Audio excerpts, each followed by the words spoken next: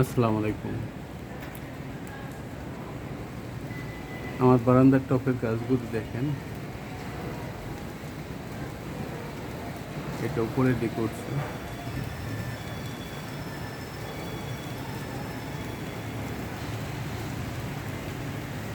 এটা দেখেন, এটা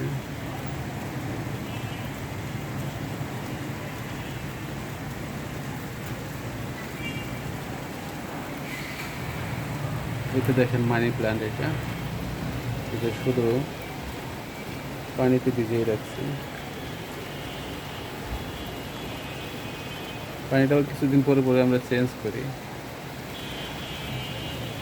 3 দিন পর পরে চেঞ্জ করি। কারণ হলো ডেঙ্গু মশার লার্ভার সৃষ্টি হতে পারে, যার জন্য এই পানিগুলো আমরা চেঞ্জ করি। আরেকটা মানি প্ল্যান্টের গাছ আছে, দেখেন এটা।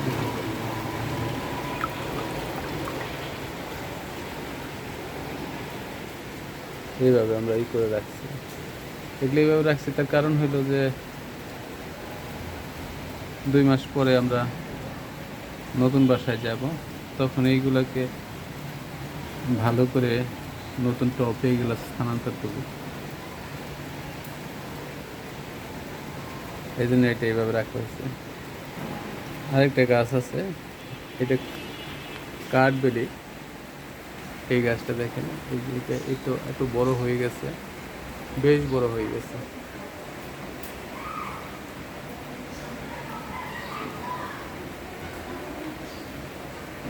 কিন্তু সমস্যা হইল যে এটা এইভাবে গেছে যে এটা গাছটা ভিতরে আনা যাচ্ছে না, বা এটা আমরা আর বোধহয় ট্রান্সফার করতে পারবো না, ধার কাটতে হবে। কাটলে টবের গাছ এটা ভালো হবে কিনা বা হবে কিনা তাও বুঝতে পারতেছি না। গাছটার গোড়াটা দেখাই আপনাকে, গাছটার গোড়াটা দেখেন। এই যে এই পুরোটাই শিকড়। এটার মধ্যে কোনো মেডিসিন বা রাসায়নিক সার কিছু দিই না, গোবরও দিই না।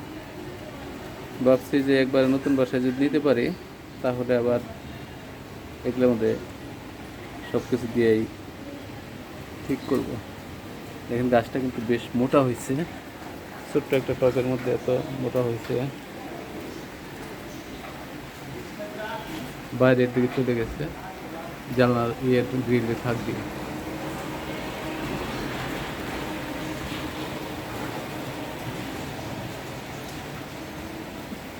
আর একটা গাছ আছে, এটার কোনো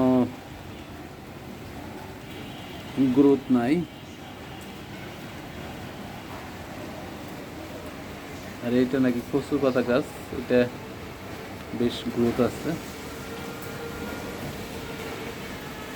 দেখেন, এটা অনেক বেশ গ্রোথ আছে।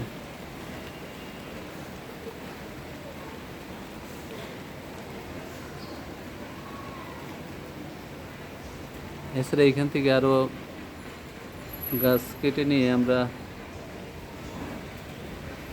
রুমের ভিতরে রাখছি,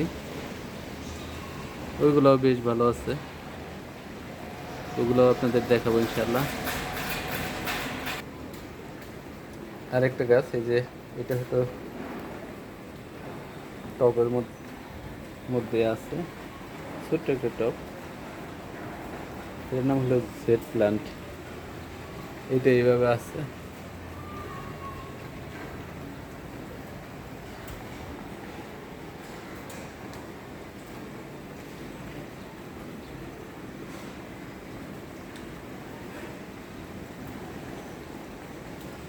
এটা এইভাবে আছে।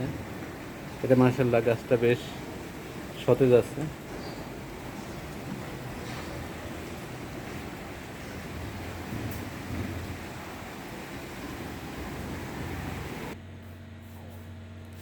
এটা এই যে কচুপাতা গাছটা ওইখান থেকে কেটে এনে এখানে লাগানো হয়েছে রুমের ভিতরে।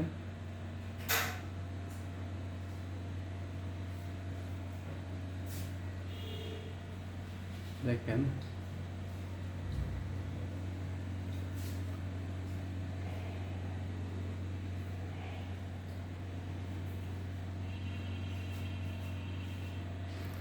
আরেকটা লাগাইছি ওই রুমে, একটু আপনাদের দেখাই। আরেকটা গাছ লাগানো আছে,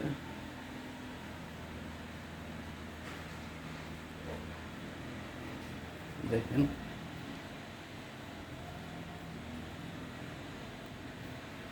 ভালোই লাগে যে আর্টিফিশিয়াল যে গাছগুলো এগুলো লাগানোর থেকে এগুলো অনেক ভালো লাগে।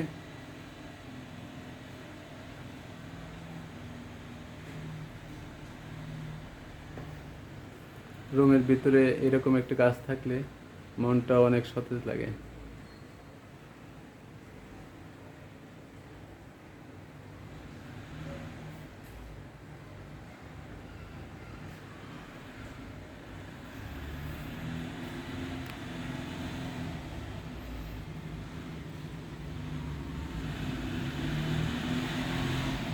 যদি ভিডিওটি ভালো লাগে আপনাদের কাছে অনুরোধ, দয়া করে একটু সাবস্ক্রাইব করবেন। আমার নতুন চ্যানেল, আপনার সহযোগিতায় যদি একটু ডেভেলপ হয়। Thank you. আসসালামু আলাইকুম।